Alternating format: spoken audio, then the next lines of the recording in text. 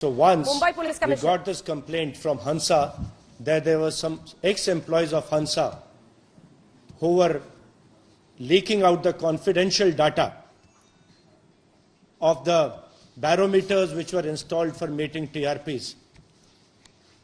And these were being manipulated. So thereafter we started our investigation. A case was registered. One ex-employee of Hansa was first arrested, and one led to the other. One more employee was arrested. Some cash and some amounts were recovered from the banks. And what came out, that these people on behalf of different channels were paying the households to run the particular channels for a long period of time while they were home, while they were not home. And the amount being paid to each household was about 400 to 500 rupees. So that was the basic case. And thereafter, the BARC also identified some suspicious patterns, some suspicious trends in viewership of certain channels. Ji So some channels were identified by BARC. इस वक्त हम अपने तमाम दर्शकों को बताना चाहते हैं कि इस वक्त हमारे साथ इंडिया टुडे टेलीविजन और आज तक पर लाइव मौजूद हैं मुंबई के पुलिस कमिश्नर परमबीर सिंह, जिन्होंने खुद इस तहकीकात को लीड किया है, जिनके पास तमाम वो सबूत हैं कि किस तरीके से एक news channel television rating points यानी टीआरपी के इस बिजनेस को मैनिपुलेट कर रहा था, रिग कर रहा था, फिक्स कर रहा था। परमबीर सिंह साहब, स्वागत है आपका इंडिया टुडे और आज तक पे। सबसे पहले मैं आपसे जानना चाहता हूं कि आपके पास ये केस दरअसल कैसे आया, आपने कैसे इस मामले की तफ्तीश शुरू की और आपके पास क्या सबूत है कि रिपब्लिक टेलीविजन टीआरपी जो होती है टेलीविजन रेटिंग पॉइंट, उस बिजनेस को मैनिपुलेट और रिग और फिक्स कर रहा है। कमिश्नर साहब, हमारे पास कंप्लेंट BARC से आई थी। उनके लिए एक एजेंसी काम करती है हंसा नाम की, जो कि बैरोमीटर्स लगाए जाते हैं TRP मेजर करने के लिए, उनको मैनेज करने का काम, उनको मेंटेन करने का काम और रेटिंग मेजर करने का काम करती है। हंसा ने अपने कुछ एक्स एम्प्लॉयज के खिलाफ कंप्लेंट लॉन्च करी कि उनके ऊपर उनको सस्पिशन था एंड वो TRP मैनिपुलेशन का काम कर रहे थे कुछ चैनल्स के साथ मिलकर, और इसमें उन्होंने कुछ नोटिस किया था कि कुछ चैनल्स की एक्टिविटी सस्पिशियस दिखाई दे रही है, रेटिंग सस्पिशियस दिखाई दे रही है। इसके ऊपर से हमने अपना इन्वेस्टिगेशन शुरू किया और इन्वेस्टिगेशन में ये सामने आया कि एक तो उनका एक्स एम्प्लॉय थे और कुछ और employees, x employees and present employees हैं हंसा के या BARC के, जो कि इस रैकेट में इन्वॉल्व थे। और पहले तो दो छोटे चैनल हमारे नोटिस में आए थे, एक तो फख्त मराठी नाम का, एक बॉक्स ऑफिस नाम का। उनके खिलाफ भी इन्वेस्टिगेशन किया गया। उनके जो दो ओनर्स थे इन दो चैनल्स के, उनको आज कस्टडी में ले लिया गया है। दो एम्प्लॉयज, एक्स एम्प्लॉयज हंसा के ऑलरेडी हमारी कस्टडी में हैं, उनसे आगे पूछताछ की जा रही है। उन्होंने कुछ हमको डेटा दिया कि कुछ जो हाउस होल्ड्स थे उनकी एक्टिविटी भी सस्पिशियस दिखाई दे रही थी, जिस प्रकार से उनका टीवी व्यूअरशिप था वो भी सस्पिशियस दिखाई दे रहा था। और BARC खरीदी के एक बड़ा चैनल रिपब्लिक है, उसकी भी जो रेटिंग्स है उसमें कुछ सस्पिशियस मूवमेंट दिखाई दे रही थी। और जब हमने कुछ इस प्रकार के हाउस होल्ड्स को जाके कांटेक्ट किया, उनको लेके आए पूछताछ के लिए, तो उन्होंने बताया कि उनको पैसे दिए गए थे और रिपब्लिक टेलीविजन ऑन रखने के लिए अपने घर में, वो घर में हो या ना हो।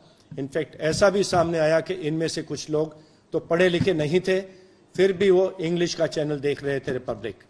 तो ये पैसा देके TRP को मैनिपुलेट किया जा रहा था। इसमें breach of trust and cheating दो नॉन बेलेबल केसेस दाखिल हैं 409 एंड 420 ऑफ IPC में। हमारी क्राइम ब्रांच आगे इसमें इन्वेस्टिगेशन कर रही है।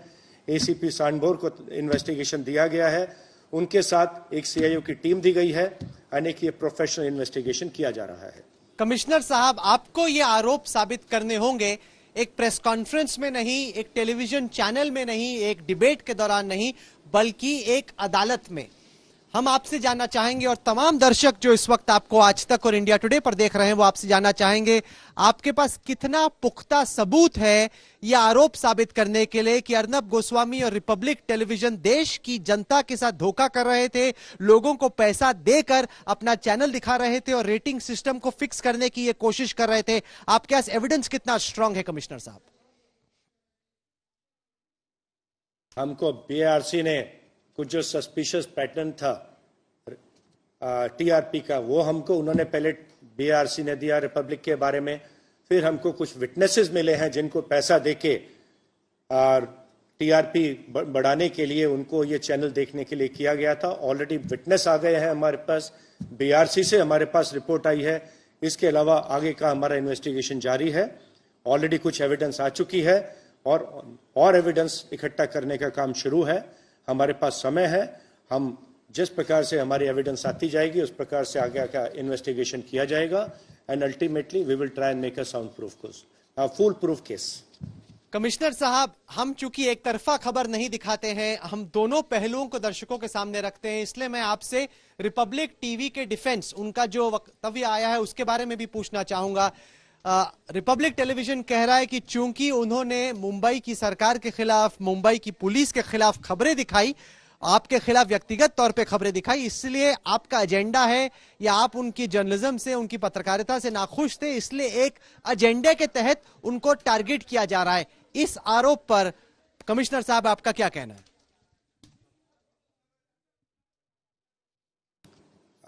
इस आरोप पर तो मुझे हंसी आती है। एजेंडा ड्रिवन जर्नलिज्म कौन कर रहा था ये सभी को मालूम है। कुछ सेक्शन ऑफ मीडिया किस प्रकार से एक एजेंडे को ड्राइव कर रहा था, मुंबई पुलिस को डिफेम करने के लिए, मुंबई पुलिस को पब्लिक में मुंबई पुलिस की इमेज खराब करने के लिए। Definitely coverage of certain channels was very very agenda driven. We have no agenda, our agenda is only a professional investigation and nothing more than that. क्या मैं आपसे ये जान सकता हूं कि अगर रिपब्लिक टेलीविजन कहे कि हमने पैसे नहीं दिए, हम इन आरोपों का खंडन करते हैं, हम तो आप पे मानहानि का केस करने वाले हैं, ये साबित कैसे होगा कि वाकई में रिपब्लिक टीवी ने पैसे देकर लोगों को ठगा, दर्शकों के जो इमोशंस हैं उनके साथ खिलवाड़ किया, पैसे देकर लोगों को कहा कि आप हमारा चैनल देखिए? या आप प्रूफ कैसे करेंगे, क्योंकि इस तरह की कोई भी पेमेंट कैश में हुई होगी लाजमी तौर पे, कोई चेक काट के अपने साइन के साथ तो नहीं करेगा ऐसी पेमेंट? यही हमारा इन्वेस्टिगेशन है। We will do a professional investigation, thorough investigation होगा एंड कुछ एविडेंस हमारे पास ऑलरेडी आई है। और आज तक शायद ही कोई आरोपी है जो खुद आकर बोलता है कि हमने ये गुनाह किया है। प्रत्येक आरोपी तो गुनाह डिनाई ही करता है। वो तो इन्वेस्टिगेटिंग एजेंसी के ऊपर होता है कि एविडेंस इकट्ठी की जाए एंड जो जिनके खिलाफ एविडेंस मिलती है उनको प्रोसिक्यूट किया जाए and that is what we plan to do. आपने अपनी प्रेस कॉन्फ्रेंस में कहा कमिश्नर साहब कि आप समन जारी करने वाले हैं रिपब्लिक टेलीविजन की मैनेजमेंट, उनकी मालकियत पर, तो आप समन कब जारी करने वाले हैं और अर्नब गोस्वामी को पूछताछ के लिए कब बुलाया जाएगा?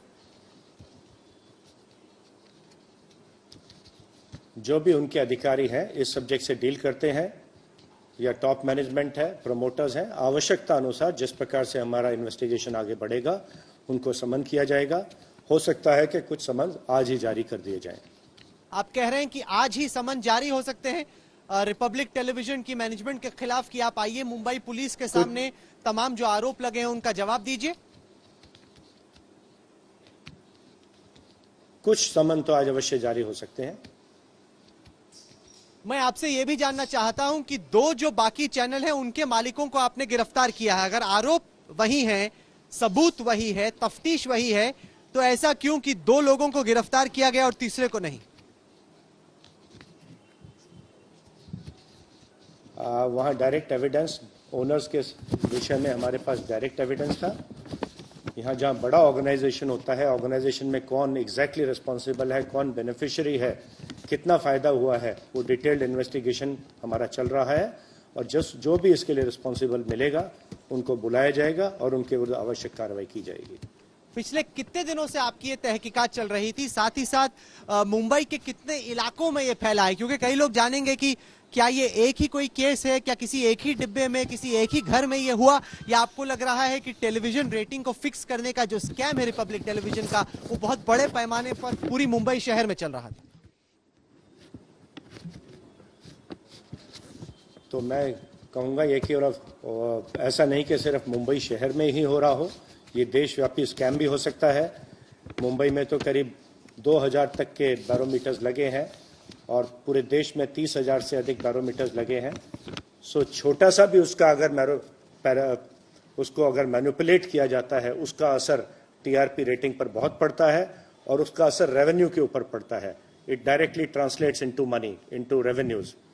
तो ये एक चीटिंग हुई है एडवर्टाइजर्स के साथ, अलग अलग एजेंसीज के साथ, और उसी प्रकार का गुना हमने दाखिल भी किया है।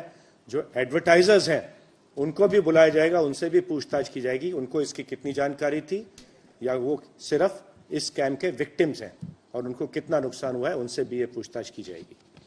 जो इस केस में अक्यूज नंबर 1 है अर्नब गोस्वामी, वो ये आरोप लगा रहा है कि वो एक तो बेगुनाह है और दूसरा साथ ही साथ वो ये आरोप लगा रहा है कि वो आप पर मानहानि का मुकदमा करने वाला है, कि आप पर्सनली, चूंकि उनकी कवरेज आपके खिलाफ रही है, इसलिए आप उनसे नाखुश हो और आप पे वो क्रिमिनल डेफिनेशन की बात कर रहा है।